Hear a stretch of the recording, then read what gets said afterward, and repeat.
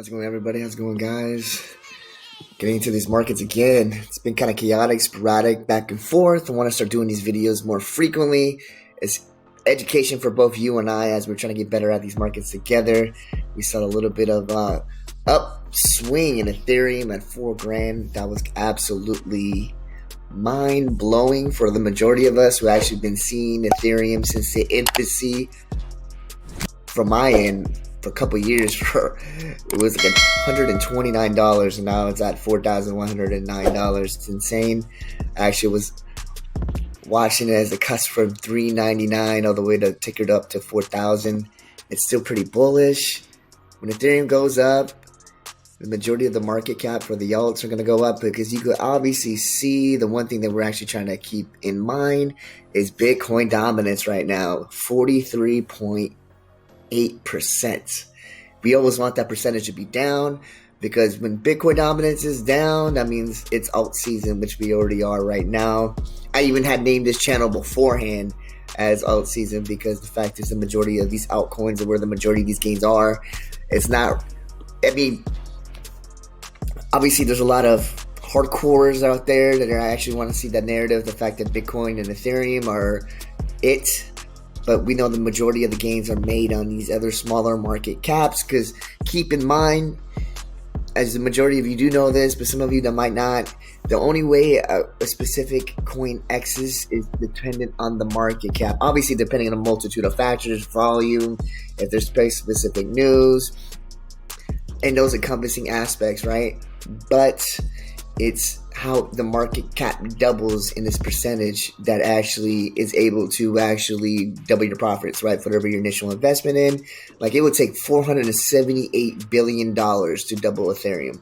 For Ethereum to hit 8,000, the market cap has to be over, in this case, $9,400 billion. That's a lot of money to throw into the market, especially in a market that actually is at $2,459 billion.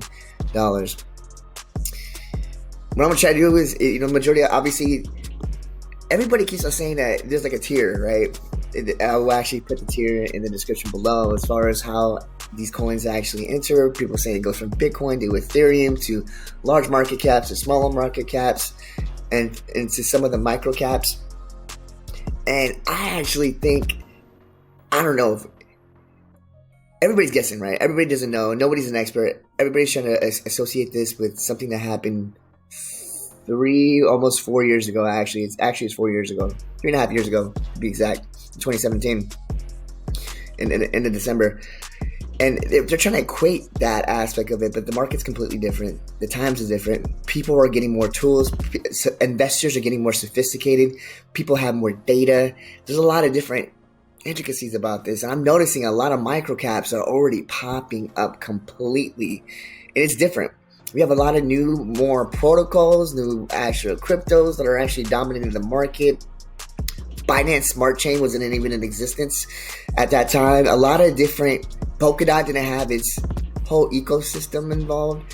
It's a lot of different players and things in the market that are actually making not only retail investors more sophisticated, actually allocating the majority of their assets into the market, but it's just people are not gonna follow specific trends. It seems like everybody's guessing that, but I think, and I'm thinking contrary right now, the fact that people are already investing in microcaps right now. Yeah, there's some money that's flowing into Ethereum and all that, but if you look at some of them, just in CoinGecko, some of the microcaps are already being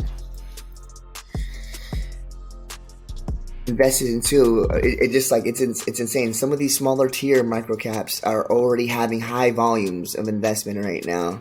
It's just telling. Like, why is that? Why is some of these high volumes are going to these small microcaps more than the majority of the top 100 at times? And it's because retail is getting smarter. And maybe it might be institutional money, but I'm just saying larger players are getting smaller. They're looking for these ones that are actually smaller micro caps, knowing that it just takes a little bit of money to influence that market and to actually double, triple. I mean, we saw Trias I'm butchering the name, Trias, completely go from, I mean, that's a 20x reach. Insanely amount of reach from where it was not just a month ago from what it was. They're talking about less than $1 all the way up to $34 at one point. Obviously trickling a little bit down to $26.47, but that went parabolic completely. And what was the microcap on that? It wasn't a billion, wasn't 100 million, wasn't over 50 billion. It was actually in the tens of millions of dollars. The microcap for Trias is less than $50 million. That's a low microcap, right? So you're able to actually, I think that's now too. Beforehand, I think it was in a 7-figure market cap in itself. It was a 7-figure, I want to say that either a 6-figure or a 7-figure market cap. And you're just able to influence you have 10 million going into a 6-figure market cap coin. It's going to go parabolic. It's going to double. It's going to triple. It's going to quadruple. And everybody's looking for those gains. Nobody's looking for the 20%. It's crazy how we got into this narrative now in the market that people are just not satisfied with 20% gains. People are so inundated with those small, with big gains, with 100x, 200x, 300x, 1000x. People are seeing so high gains that 20%, 30%, even 40% is just not enough. And I've never seen that ever in my life as far as people being, you go to the traditional stock market, people are satisfied with 15% gains on a daily basis, but people are looking for that 200x, 300x, 400x, 1000x. People are looking for those specific coins. And it makes sense too. Anybody would actually said, would you rather take 1,000, 2,000% on your asset, or would you want to take 10%? And it's a no-brainer, right? Especially you're dealing with low volume as far as investment into the asset, right? Like a couple thousand, you know what I mean? You're not talking about millions of dollars or hundreds of thousands of dollars invested into the market, but I just see this trend. People are already going into the majority of these microcaps. I know they're supposed to explode even more, and I get it. They will, right? But why is the top 100 so stagnant? Answer me that question right now. Why? The majority of it is Ethereum went up, I get it, a little bit. Market's kind of going sideways, consolidating in certain aspects of it. But why? Nobody, everybody's guessing. Nobody knows why. Nobody knows why, but I'm thinking contrarian on this aspect, and so should you. Just think about it logically. Why does that make no sense? Why the majority of this standing? There's good news and technicals about all the majority of this. V3 came out for Uniswap. It went up and popped up a little bit, but that was it. That was a major upgrade for Uniswap. Uniswap has been forked, has been copied. No, it has been forked. I apologize. I want to misnomer for them. They're going to call me on that. It has been copied and turned into a boatload of dexes because of the open source code that it has in existence. And so it's just like they're actually going in with proprietary code. There's so many aspects of it. I don't want to get into it. I did a whole video on it. And it's just nothing popped from that specific news. That was big news. They announced it. People were looking for it. It got retweeted. Didn't even matter. Dogecoin got more actually popped than that.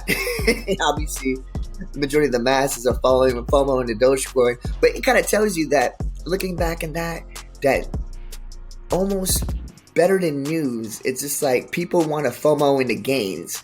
Yeah, it does say that. People rather actually look into trying to get gains and over worrying about news and technicals and fundamentals. Fundamentals are almost out the window in the majority of these asset classes. They're just out of the window completely. People are just looking for gains. Everybody's just trying to get rich. That's what it is. And people are not believing in the projects, are not knowing it. They're just willing to put their money in, hoping that it would actually double, triple, quadruple, which I get it too. I get into that field too. I actually look in coins speculatively for that, but without actually looking into the technicals of it. I'm always looking at technicals of it, but just kind of thinking as far as where it could possibly go. You know what I mean? You got to be a very sophisticated investor and try to learn, but it kind of tells you as far as what the majority of retail and the masses and the individuals that are in this market is thinking, right? Because believe it or not, they are, even though we're doing this collaboratively, we're all together in it, they are a competition.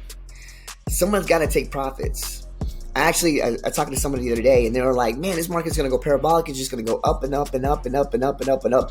And it feels like that right now. It's like it's never going to go down, right?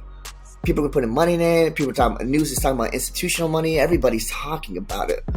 But people forget the only way people actually get paid from this market, because it's on paper, you're right, that you actually had that specific portfolio, a specific amount in your account, but it's not tangible until you sell, and someone's going to sell.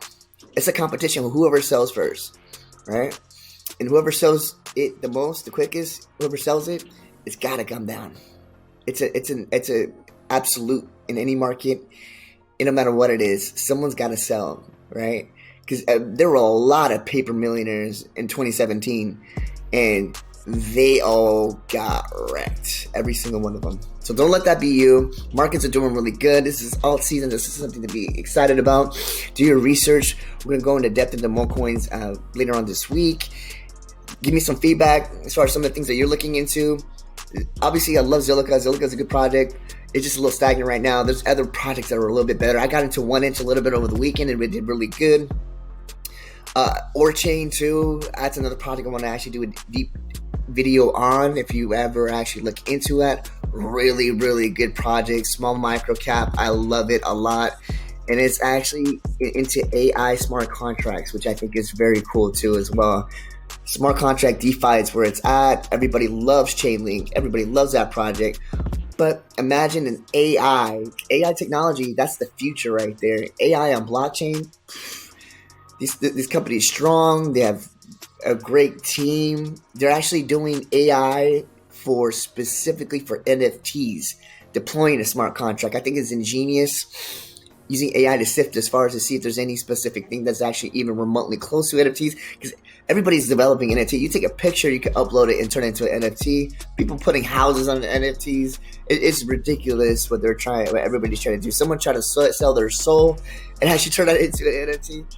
But the fact that it actually is using AI technology in itself, it has so many use cases that I know it feels like it's ahead of its time, but it's a good thing, because eventually the market's gonna actually keep up with it eventually in the future. So look into it. I love the fact that it's a small micro cap. It's only in the tens of millions of dollars. 31 million. You can't actually beat that for a smart contract AI DeFi project. DeFi season's coming. It's not even a question. You'd rather get into Chainlink and hoping it actually goes up maybe a couple percentage. I know I'm being this guy right now. Or some of these microcap projects that are just as good, have a lot of good fundamentals, and are bound to actually be an impactful aspect into the market of blockchain in the future. So look into Orchain. I'm going to actually talk about it a little bit. I watched some of the videos of the CEO and with their product, and they've been hitting all of their metrics as far as their roadmap. Check those roadmaps. Q1, Q2, Q3, and Q4s. They've actually been hitting those roadmaps, and not like some of these other projects missing them. So it tells you how good the team is and how efficient and sound they are. They're working together. So, but anyway, I'm ending the video here.